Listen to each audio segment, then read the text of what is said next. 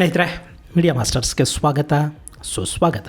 ಗೆಳೆಯರೆ, ತಮಿಳುನಾಡು ರಾಜಕೀಯ ಸಾಕಷ್ಟು ತಿರುವುಗಳ ನಂತರ ಈಗೊಂದು ಹದಕ್ಕೆ ಬರ್ತಾ ಇದೆ. ಅಲ್ಲಿ ಹೊಸ ಮುಖ್ಯಮಂತ್ರಿ ಸಿ ಜೋಸೆಫ್ ವಿಜಯ್ ಆಡಳಿತವನ್ನು ಶುರು ಮಾಡಿದ್ದಾರೆ. ಆದರೆ ಅವರ ವಿಶ್ವಾಸಮತ ಯಾಚನೆಯ ಸಂದರ್ಭದಲ್ಲಿ ನಡೆದ ಅದೊಂದು ಘಟನೆ ಮುಂದಿನ ಚುನಾವಣೆಗಳಲ್ಲಿ ತಮಿಳುನಾಡಿನ ರಾಜಕೀಯ ಮತ್ತೊಂದು ತಿರುವಿಗೆ, ಮತ್ತೊಂದು ಸಂಚಲನಕ್ಕೆ ಕಾರಣ ಆಗುತ್ತಾ ಅನ್ನೋ ಅನುಮಾನಗಳನ್ನು ಹುಟ್ಟಿಸ್ತಾ ಇದೆ. ಅಲ್ಲಿ ಎಐಎಡಿಎಂಕೆ ಒಡೆದು ಹೋಗಿರೋದು ಹಾಗೂ ಆ ಪಕ್ಷದ ಸಾಕಷ್ಟು ನಾಯಕರು ಬಂಡಾಯ ಎದ್ದಿರೋದನ್ನು ಗಮನಿಸಿದ್ರೆ ತಮಿಳು ನೆಲದಲ್ಲಿ ಎಐಎಡಿಎಂಕೆಯ ಕಥೆ ಮುಗದೆ ಹೋಯ್ತಾ ಅಥವಾ ಅದು ಮತ್ತೆ ಫಿನಿಕ್ಸ್ನಂತೆ ಎದ್ದು ಬರೋದಕ್ಕೆ ಅವಕಾಶಗಳೇನಾದರೂ ಇವೆಯಾ ಅನ್ನೋ ಬಗ್ಗೆ ಅಲ್ಲಿ ಚರ್ಚೆಗಳು ಶುರುವಾಗ್ತಾ ಇವೆ. ಅಲ್ಲಿ ಎಂಜಿಆರ್ ಕಟ್ಟಿದ, ಜಯಲಲಿತಾ ಬೆಳೆಸಿದ ಆ ಪಕ್ಷ ಉಳಿಬೇಕು ಅಂದ್ರೆ ಅದರ ನಾಯಕತ್ವವನ್ನ ಯಾರು ವಹಿಸ್ಕೋಬೇಕು ಅನ್ನೋ ಬಗ್ಗೆ ಕೂಡ ಅಲ್ಲಿ ಚರ್ಚೆಗಳು ಆರಂಭ ಆಗಿವೆ. ಆತನನ್ನ ವಿಜಯ್ಗೆ ಸರಿಸಮಾನ ನಾಯಕ ಅಂತ ತಮಿಳುನಾಡು ಭಾವಿಸ್ತಾ ಇದೆ.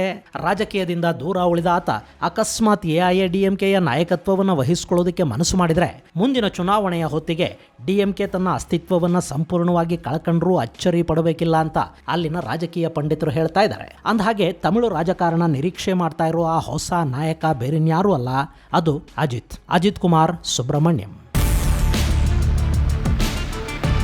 ಗೆಳೆಯರೆ, ಪದ್ಮಭೂಷಣ ಅಜಿತ್ ಕುಮಾರ್ ತಮಿಳು ಸಿನಿಮಾ ಇಂಡಸ್ಟ್ರಿ ಅಷ್ಟೇ ಅಲ್ಲ, ಇಡೀ ಭಾರತದ ಸಿನಿಮಾ ಜಗತ್ತಲ್ಲಿ ಅತ್ಯಂತ ವರ್ಸಟೈಲ್ ಆಕ್ಟರ್ ಅನ್ನೋ ಖ್ಯಾತಿಯನ್ನು ಪಡ್ಕೊಂಡಿದ್ದಾರೆ. ಅವರ ಸಿನಿಮಾಗಳು ಎಷ್ಟು ಕಲೆಕ್ಷನ್ ಮಾಡಿದ್ವು, ಆ ಸಿನಿಮಾ ಕತೆ ಹೇಗಿತ್ತು ಅನ್ನೋದನ್ನು ನೋಡೋದಕ್ಕಿಂತ ಜನ ಅವರ ಅಭಿನಯವನ್ನು ನೋಡೋದಕ್ಕೆ ಥಿಯೇಟರ್ಗೆ ಹೋಗ್ತಾರೆ. ಅಂಥ ನಟ ಅಜಿತ್. ಅವರ ವಾಲಿ, ಸಿಟಿಜನ್, ವಿಲನ್, ಬಿಲ್ಲಾ, ಮಂಗಾತ, ವೀರಂ ಸೇರಿದಂತೆ ನಾನಾ ಸಿನಿಮಾಗಳು ಇವತ್ತಿಗೂ ಜನರ ಮನಸ್ಸಲ್ಲಿ ಅಚ್ಚಳಿಯದೆ ಉಳಿದುಬಿಟ್ಟಿವೆ.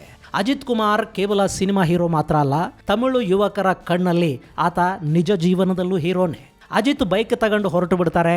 ಆತನಿಗೆ ಕಾರ್ ರೇಸ್ ಅಂದರೆ ತುಂಬ ಇಷ್ಟ. ತಮ್ಮದೇ ಆದ F1 ತಂಡವನ್ನು ಕೂಡ ಅವರು ಹೊಂದಿದ್ದಾರೆ. ಇಂಥ ಅಜಿತ್ ಇವತ್ತು ತಮಿಳುನಾಡಲ್ಲಿ ರಜನಿಕಾಂತ್ ಹಾಗೂ ಇವತ್ತಿನ ಮುಖ್ಯಮಂತ್ರಿ ವಿಜಯ್ ನಂತರ ಅತಿ ಹೆಚ್ಚು ಫ್ಯಾನ್ ಬೇಸನ್ನು ಕೂಡ ಹೊಂದಿದ್ದಾರೆ. ಅವರ ಅಭಿಮಾನಿಗಳು ಅಜಿತ್ ಅವರನ್ನ ತಲಾ ಅಂತ ಕರೀತಾರೆ. ಆತ ಅಲ್ಲಿ ಸಖತ್ ಫೇಮಸ್ಸು. ಇಂಥ ಅಜಿತ್ ಸುಬ್ರಹ್ಮಣ್ಯ ರಾಜಕೀಯಕ್ಕೆ ಬಂದರೆ ಹೇಗಿರುತ್ತೆ? ಸಿನಿಮಾಗಳಲ್ಲಿ ಪೈಪೋಟಿ ಮಾಡ್ತಾ ಇದ್ದ ವಿಜಯ್ ಹಾಗೂ ಅಜಿತ್ ಎದುರು ಬದರಾಗಿ ಚುನಾವಣೆಗಳಲ್ಲಿ ಸ್ಪರ್ಧಿಸೋದಕ್ಕೆ ಶುರು ಮಾಡಿದರೆ, ಜನರ ಮುಂದೆ ನಿಲ್ಲೋದಕ್ಕೆ ಶುರು ಮಾಡಿದರೆ ಹೇಗಿರುತ್ತೆ? ಇಂಥದ್ದೊಂದು ಚರ್ಚೆ ಈಗ ತಮಿಳುನಾಡಲ್ಲಿ ಶುರುವಾಗಿದೆ. ಅದಕ್ಕೆ ಕಾರಣ ಆಗ್ತಾ ಇರೋದು ಎಐಎಡಿಎಂಕೆಯ ಒಡಕು ಹಾಗೂ 2016ರಲ್ಲಿ ಜಯಲಲಿತಾ ಅವರು ಹೇಳಿದ್ರು ಅನ್ನಲಾಗ್ತಾ ಇರೋ ಮಾತು. ಗೆಳೆಯರೆ, ಅದು 2016ರ ಸಮಯ. ಜಯಲಲಿತಾ ಅನಾರೋಗ್ಯದಿಂದ ಆಸ್ಪತ್ರೆಗೆ ದಾಖಲಾಗಿದ್ರು. ಆಕೆ ಆಸ್ಪತ್ರೆಯಲ್ಲಿ ಸಾವು ಬದುಕಿನ ನಡುವೆ ಹೋರಾಟ ಮಾಡ್ತಾ ಇದ್ದ ಸಂದರ್ಭದಲ್ಲೇ ಆಕೆಯ ಆರೋಗ್ಯದ ಬಗ್ಗೆ ಒಂದಷ್ಟು ಗಾಸಿಪ್ಪುಗಳು ಕೂಡ ಶುರುವಾದವು. ತಲೈವಿಯನ್ನ ಬೇಕಂತಲೇ ಆಸ್ಪತ್ರೆಯಲ್ಲಿ ಕೂಡ ಹಾಕಲಾಗಿದೆ. ಆಕೆಗೆ ಮಾತನಾಡೋದಕ್ಕೆ ಅವಕಾಶ ಕೊಡ್ತಾ ಇಲ್ಲ. ನಿಧಾನವಾಗಿ ಆಕೆಯನ್ನ ಪಾಯ್ಸನ್ ಮಾಡುವ ಮೂಲಕ ದಿನನಿತ್ಯ ಕೊಲ್ಲಲಾಗ್ತಾ ಇದೆ. ಶಶಿಕಲಾ ಅಂಡ್ ಗ್ಯಾಂಗ್ ಜಯಲಲಿತಾರನ್ನ ಕಂಟ್ರೋಲ್ ಮಾಡ್ತಾ ಇದೆ. ಅವರ ಸುತ್ತ ವಿಷವರ್ತುಲವನ್ನ ಹೆಣೆಯಲಾಗಿದೆ. ಇಂಥ ಸಾಕಷ್ಟು ಮಾತುಗಳು ಅವತ್ತು ಕೇಳಿ ಬರ್ತಾ ಇದ್ವು. ಅಂತ ಹೊತ್ತಲ್ಲೇ ಜಯಲಲಿತಾ ನಂತರ ಎಐಎಡಿಎಂಕೆಯನ್ನು ಮುಂದುವರಿಸೋದು ಯಾರು ಅನ್ನೋ ಪ್ರಶ್ನೆ ಕೂಡ ಸಾಕಷ್ಟು ಜನರನ್ನು ಕಾಡ್ತಾ ಇತ್ತು. ಆಗ ಕೇಳಿ ಬಂದ ಹೆಸರೇ ಅಜಿತ್ ಕುಮಾರ್. ಅಲ್ಲಿವರೆಗೆ ಅಜಿತ್ ಕೇವಲ ನಟನಾಗಿ ಮಾತ್ರ ಪರಿಚಿತರಾಗಿದ್ದರು. ಅವರು ಯಾವತ್ತೂ ರಾಜಕೀಯಕ್ಕೆ ಬರೋ ಆಸೆಯನ್ನು ವ್ಯಕ್ತಪಡಿಸಿರಲಿಲ್ಲ. ಸಿನಿಮಾ, ಕಾರ್ ರೇಸು, ಬೈಕು, ಪ್ರವಾಸ ಹೀಗೆ ತನ್ನದೇ ಸಾಹಸ ಲೋಕದಲ್ಲಿ ಮುಳುಗಿದ್ದ ಸ್ವತಂತ್ರ ವ್ಯಕ್ತಿತ್ವ ಅದು. ಆದರೆ ಯಾವಾಗ ಜಯಲಲಿತಾ ಅವರ ಉತ್ತರಾಧಿಕಾರಿಯಾಗಿ ಅಜಿತ್ ಹೆಸರು ಕೇಳಿ ಬಂತೋ ಎಐಎಡಿಎಂಕೆಯ ಪ್ರಭಾವಿ ನಾಯಕರು ಎಚ್ಚೆತ್ಕೊಂಡ್ರು. ಅಜಿತ್ ಹೆಸರಲ್ಲಿ ಹೆಚ್ಚು ಚರ್ಚೆ ಆಗದ ಹಾಗೆ ನೋಡಿಕೊಳ್ಳಾಯಿತು. ಜಯಲಲಿತಾ ಸುತ್ತ ಕೋಟೆ ಮತ್ತಷ್ಟು ಭದ್ರ ಕೂಡ ಆಯಿತು. ಇಲ್ಲಿ ಅಜಿತ್ ಅವರನ್ನ ತಮ್ಮ ಉತ್ತರಾಧಿಕಾರಿಯನ್ನಾಗಿ ಮಾಡಬೇಕು ಅನ್ನೋ ಆಸೆಯನ್ನ ಆರೋಗ್ಯವಾಗಿದ್ದ ದಿನಗಳಲ್ಲೇ ಸ್ವತಃ ಜಯಲಲಿತಾ ಅವರೇ ವ್ಯಕ್ತಪಡಿಸಿದ್ರು ಅಂತ ತಮಿಳಿನ ಖ್ಯಾತ ಪತ್ರಕರ್ತ ಹಾಗೂ ಬರಹಗಾರ ಕಲಾಚರಕಂ ನರಸಿಂಹ ಹೇಳಿದ್ರು. ಅಜಿತ್ ಅವರ ಸಿಂಪ್ಲಿಸಿಟಿ, ಸಮಾಜದ ಬಗೆಗಿನ ತುಡಿತ ಇವೆಲ್ಲವನ್ನ ಕಂಡಿದ್ದ ಜಯಲಲಿತಾ ಅಜಿತ್ ಅವರನ್ನ ಪಕ್ಷಕ್ಕೆ ಸೇರಿಸಿಕೊಂಡು ತಮ್ಮ ನಂತರ ಪಕ್ಷವನ್ನ ಮುನ್ನಡೆಸುವ ಜವಾಬ್ದಾರಿಯನ್ನ ಅವರಿಗೆ ಒಪ್ಪಿಸುವ ಮಾತಾಡಿದ್ರಂತೆ. ಈ ವಿಷಯಗಳೇ ಮೋಸ್ಟ್ಲಿ ಜಯಲಲಿತಾ ಆಸ್ಪತ್ರೆ ಸೇರಿದ ಸಂದರ್ಭದಲ್ಲಿ ಹಾಗೂ ಅವರ ಸಾವಿನ ನಂತರ ಅಜಿತ್ ಎಐಎಡಿಎಂಕೆಯನ್ನ ಮುಂದುವರಿಸಲಿದ್ದಾರೆ ಅನ್ನೋ ಗುಸುಗುಸುಗೆ ಕಾರಣ ಆಯ್ತೇನೋ. ಆದರೆ ಈ ಬಗ್ಗೆ ಎಐಎಡಿಎಂಕೆಯ ಯಾವೊಬ್ಬ ನಾಯಕನಾಗಲಿ ಸ್ವತಃ ಅಜಿತ್ ಅವರಾಗಲಿ ಯಾವುದೇ ಹೇಳಿಕೆಯನ್ನು ಕೊಡೋದಿಕ್ಕೆ ಹೋಗಲಿಲ್ಲ. ಅದು ಅಲ್ಲಿಗೆ ಮುಗಿದು ಹೋಯಿತು. ಇನ್ನು ಜಯಲಲಿತಾ ಅವರ ನಂತರ ಆ ಪಕ್ಷ ನಾಯಕನಿಲ್ಲದ ನಾವೆಯ ಥರ ಆಯಿತು. ಪಕ್ಷ ಮತ್ತು ಸರ್ಕಾರ ಎರಡನ್ನೂ ಸಂಭಾಳಿಸುವ ಜನರ ಮತಗಳನ್ನು ಸೆಳೆಯಬಲ್ಲ ಮಾಸ್ ಫೇಸೆ ಆ ಪಕ್ಷಕ್ಕಿಲ್ಲದಂತಾಯಿತು. ಓ ಪನ್ನೀರಸೆಲ್ವಂ ಮತ್ತು ಎಡಪ್ಪಾಡಿ ಪಳನಿಸ್ವಾಮಿ ನಡುವೆ ಅಧಿಕಾರಕ್ಕಾಗಿ ಕಲಹ ಆರಂಭ ಆಯಿತು. 2021 ಚುನಾವಣೆಯಲ್ಲಿ ಎಐಎಡಿಎಂಕೆ ಸೋತು ಡಿಎಂಕೆ ಅಧಿಕಾರಕ್ಕೆ ಬಂತು. ಈಗಲ್ಲಿ ವಿಜಯ್ ಹೊಸ ಪಕ್ಷ ಕಟ್ಟಿ ಮುಖ್ಯಮಂತ್ರಿ ಕೂಡ ಆಗಿದ್ದಾರೆ. ಎಐಎಡಿಎಂಕೆ 3ನೇ ಸ್ಥಾನಕ್ಕೆ ತಳ್ಳಲ್ಪಟ್ಟಿದ್ದು ಮಾತ್ರ ಅಲ್ಲ, ಪಕ್ಷ ಕೂಡ ಒಡೆದು ಹೋಗಿದೆ. ಸುಮಾರು 25 ಮಂದಿ ವಿಪ್ ಉಲ್ಲಂಘನೆ ಮಾಡಿ ವಿಶ್ವಾಸಮತದ ಸಂದರ್ಭದಲ್ಲಿ ವಿಜಯ್ಗೆ ಮತ ಚಲಾಯಿಸಿದ್ದಾರೆ. ಅಲ್ಲಿ ಪಕ್ಷ ಒಡಿತಿದೆ. ಇಂಥ ಸಂದರ್ಭದಲ್ಲಿ ಮತ್ತೆ ಕೇಳಿ ಬರ್ತಾ ಇರೋದು ಅಜಿತ್ ಕುಮಾರ್ ಅನ್ನೋ ಹೆಸರು ಮತ್ತು ಆ ಹೆಸರನ್ನು ಮತ್ತೆ ಮುನ್ನೆಲೆಗೆ ತರ್ತಾ ಇರೋದು ತಮಿಳಿನ ಖ್ಯಾತ ಚಿತ್ರನಟ ನಿರ್ದೇಶಕ ಸಿ ಸುಂದರ್. ಈಗಿನ ತಮಿಳುನಾಡು ರಾಜಕೀಯ ಪರಿಸ್ಥಿತಿಯನ್ನು ಅವಲೋಕಿಸಿರುವ ಸುಂದರ್ ಈಗ ಅಜಿತ್ ಅವರ ರಾಜಕೀಯ ಪ್ರವೇಶ ಆಗಬೇಕಾಗಿದೆ. ಸಮಾಜದ ಬಗ್ಗೆ ಹೆಚ್ಚು ಚಿಂತಿಸುವ, ಸಮಾಜಕ್ಕಾಗಿ ಏನಾದರೂ ಮಾಡುವ ಹಂಬಲ ಇರುವ ಮತ್ತೊಬ್ಬ ನಾಯಕ ರಾಜಕೀಯಕ್ಕೆ ಬಂದರೆ ತಮಿಳುನಾಡಿನ ರಾಜಕಾರಣದಲ್ಲಿ ಸಾಕಷ್ಟು ಬದಲಾವಣೆ ಆಗುತ್ತೆ ಅನ್ನೋ ಮಾತುಗಳನ್ನು ಹೇಳಿದ್ದಾರೆ. ಆದರೆ ಅದ್ಯಾವುದಕ್ಕೂ ಕೂಡ ಇದುವರೆಗೆ ಅಜಿತ್ ಕಡೆಯಿಂದ ಯಾವ ರಿಯಾಕ್ಷನ್ನು ಬಂದಿಲ್ಲ.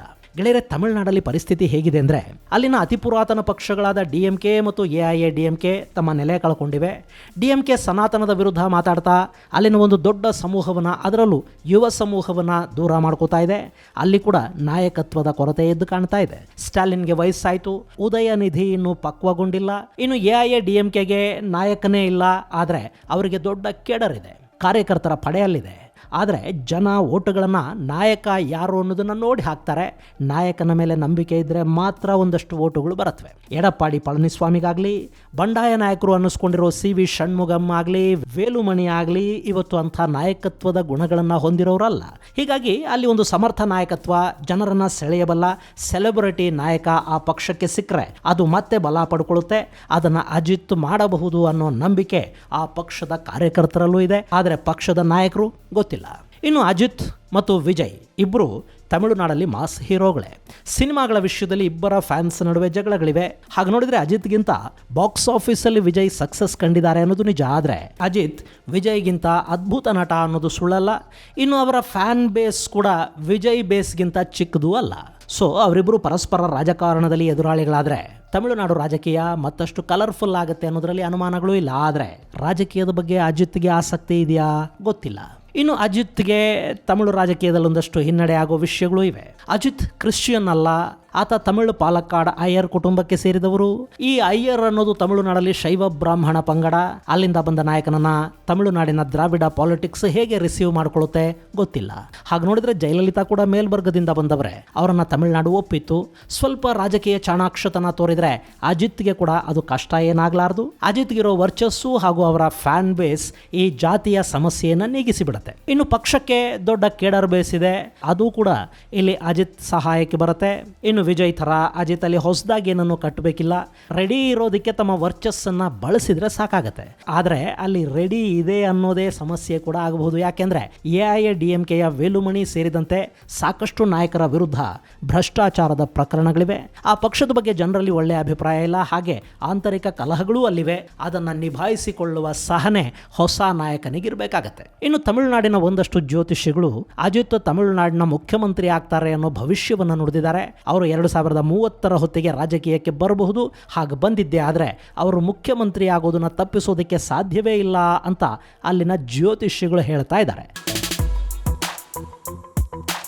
ಗೆಳೆಯರೆ, ಈಗಿರೋ ಸರ್ಕಾರ 5 ವರ್ಷಗಳನ್ನು ಪೂರ್ಣಗೊಳಿಸಿದ್ದೇ ಆದರೆ ಮುಂದಿನ ಚುನಾವಣೆ ನಡೆಯೋದು 2031ರಲ್ಲಿ. ಹೀಗಾಗಿ 2030ಕ್ಕೆ ಅಜಿತ್ ನೇರವಾಗಿ ರಾಜಕಾರಣಕ್ಕೆ ಬಂದರೂ ಕೂಡ 31ರ ಚುನಾವಣೆಯ ಹೊತ್ತಿಗೆ ಅವರಿಗೆ ಇನ್ನೂ 1 ವರ್ಷ ಕಾಲಾವಕಾಶ ಇರುತ್ತೆ. ಅದರ ಜೊತೆಗೆ ಅವರು ಈಗಲಿಂದಲೇ ಅಲ್ಲೊಂದಷ್ಟು ಕೆಲಸ ಮಾಡೋದಕ್ಕೆ ಶುರು ಮಾಡಿದರೆ ಮುಂದಿನ ರಾಜಕೀಯ ಎಂಟ್ರಿಗೆ ಒಂದು ದೊಡ್ಡ ಅವಕಾಶ ಅವರ ಪಾಲಿಗೆ ಸಿಗತ್ತೆ. ಇನ್ನು ಅಜಿತ್ ಅವರ ವೈಯಕ್ತಿಕ ಮಾಹಿತಿಯನ್ನು ನೋಡೋದಾದ್ರೆ, ಅಜಿತ್ ಪೂರ್ಣ ಹೆಸರು ಅಜಿತ್ ಕುಮಾರ್ ಸುಬ್ರಹ್ಮಣ್ಯಂ. ಅವರಿಗೀಗ 55 ವರ್ಷ ವಯಸ್ಸು. ಅವರ ತಂದೆ ಪಿ ಸುಬ್ರಹ್ಮಣ್ಯಂ ಬ್ರಾಹ್ಮಣ ಅಯ್ಯರ್, ತಾಯಿ ಮೋಹಿನಿ ಸಿಂಧಿ ಜನಾಂಗಕ್ಕೆ ಸೇರಿದವರು. ಇನ್ನು ಅಜಿತ್ ನಟಿ ಶಾಲಿನಿ ಅವರನ್ನು 2000ರಲ್ಲಿ ಮದುವೆ ಆಗಿದ್ದಾರೆ. ಆ ದಂಪತಿಗೆ 2 ಮಕ್ಕಳಿದ್ದಾರೆ. ಅಜಿತ್ಗೆ ಪದ್ಮಭೂಷಣ ಪ್ರಶಸ್ತಿ ಕೂಡ ಸಿಕ್ಕಿದೆ. ಅದರ ಜೊತೆ ತಮಿಳುನಾಡಿನ ಅತ್ಯುನ್ನತ ಪ್ರಶಸ್ತಿ ಅನ್ನಿಸಿಕೊಳ್ಳುವ ಕಲೈ ಮಾಮನಿಯನ್ನು ಕೂಡ ಅಜಿತ್ ಪಡ್ಕೊಂಡಿದ್ದಾರೆ.